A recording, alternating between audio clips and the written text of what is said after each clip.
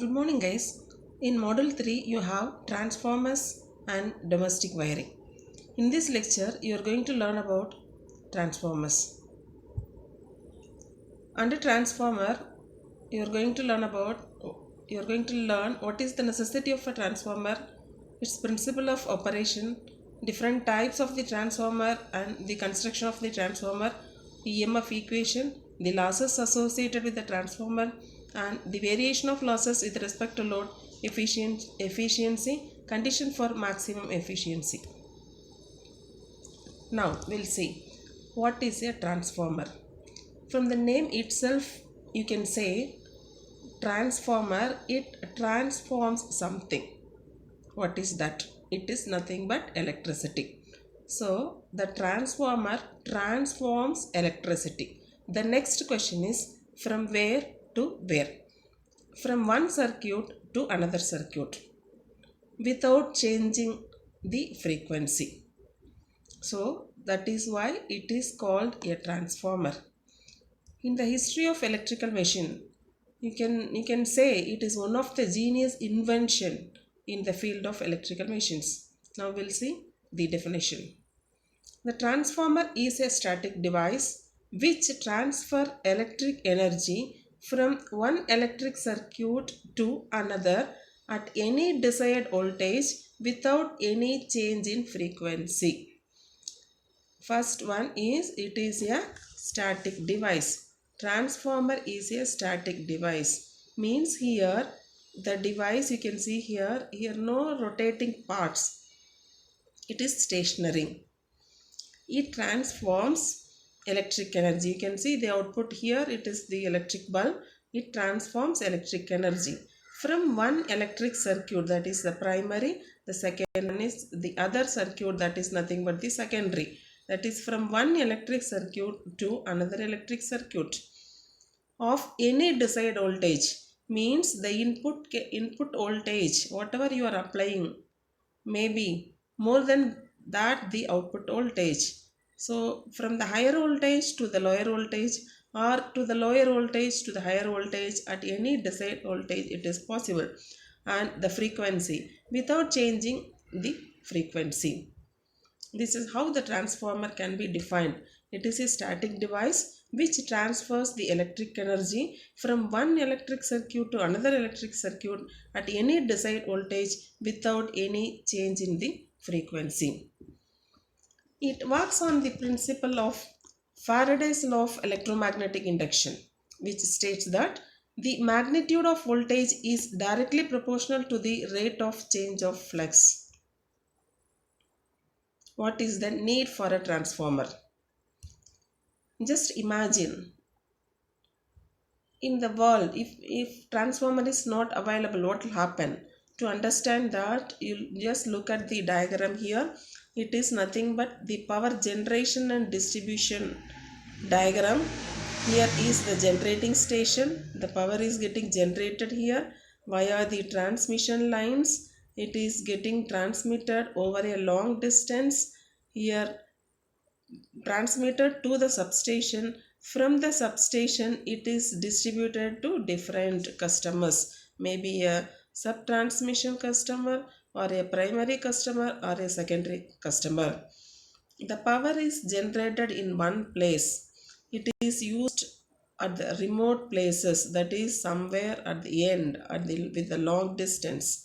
So in between that whatever is generated, that should be transformed to the user end. For that, if you are using just low voltage lines, the losses will be more.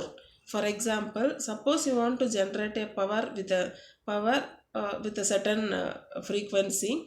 The power is fixed. Assume that the power is fixed. You know power is nothing but the product of voltage and current.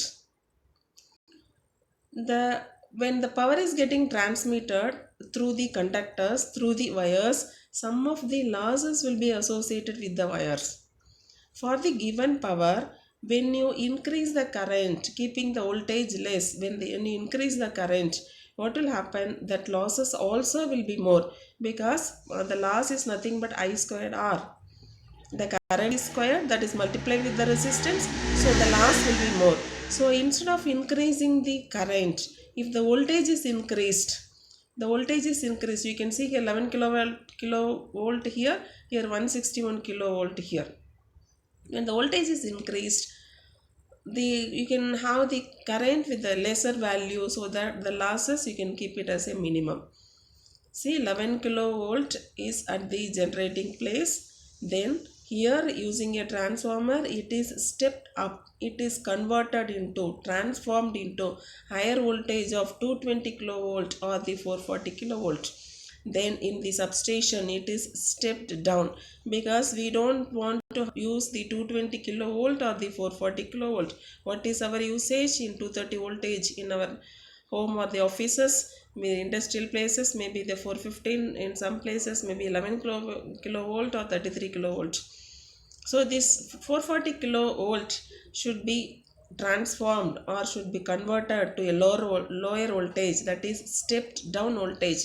That is called a step down transformer, that is stepped down and distributed to the respecting users. You just imagine if the transformer is not here, so how the generated one will be distributed efficiently, that is without any losses, is a big question mark.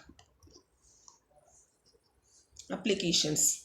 Here you can understand the applications as well as the need of the transformer also. It is used in our chargers of mobile, in televisions, in our inverters, at distribution substation, in welding transformer, almost in all electronic circuit. All these applications are nothing but the step down transformer application. The applications are not limited to reduce a high voltage AC supply to a lower voltage as required by some appliance or circuit. It is nothing but any electronic circuit which needs a lower voltage, maybe the 15 voltage or 5 voltage, maybe 3 voltage, to have a lower voltage. The high voltage, that is from the mains 230 voltage, that is converted to a lower voltage for the electronic appliances. To provide a high current at a lower voltage, sometimes some applications you need a high current. Example is welding. So you need a high current. In that case, the current is more, the lower voltage, it is converted into required current. Next, to match a high impedance output from a solid state or the tube amplifier to a low impedance speaker or the headphones. If you have a device called as solid state amplifiers or a tube amplifier, that should be converted to a low impedance speaker or the headphones. To have impedance matching from the high impedance to the lower impedance, again the transformers are used. To provide for safety, isolation of a lower voltage AC supply from the mains power supply also as a isolating means from the mains to the appliances. Also the transformers are used. Principle of working. Look at this diagram. You have a solid iron core here. The transformer is working on the principle of mutual induction. Iron core, it is made of laminated sheets. In the iron core, the vertical portions are called limbs. The iron core, the vertical portions here it is mentioned primary coil. No, here this vertical portion, this one, and also this one, this is called as a limbs. The top and bottom portions, this one horizontal one, is called as yoke. The coils P and S are wound on the limbs. You see here limbs, there is one left hand side one limb, right hand side another limb. One coil is wound on the limb, that is the first limb. Another coil is wound here. So the coils, if let us say the coils be P and S, that is wound on the limbs. The coil P is connected to the supply. Input is nothing but the whatever the voltage you want to transform, or whatever the voltage you want to step up, or whatever the voltage you want to step down, that is given as input here, that is connected to the primary. The secondary coil, the S, is connected to the load. where you are going to use that converted voltage.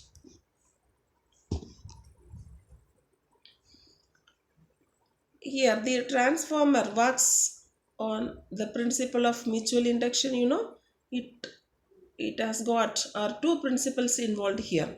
One is electric current produces magnetic field. Whenever a current passes through a conductor, surrounding the conductor, a magnetic field will be produced. Another principle, whenever there is a changing magnetic field, in that field, when a conductor is placed, EMF will be induced in the conductor. That is, changing magnetic field within the coil induces an EMF across the ends of the coil. These are the two principles involved. Here, by applying some input here, applying some voltage, here EMF magnetic field is produced here. Within this magnetic field, a secondary coil, a conductor is placed so that EMF is induced in the secondary coil. The same is explained here. A changing current in the primary circuit creates changing magnetic field. In turn, this magnetic field induces voltage in the secondary circuit because the secondary circuit or the secondary coil is placed inside this magnetic field which is produced by the primary coil. Thus, you can say energy is transformed from one circuit to another.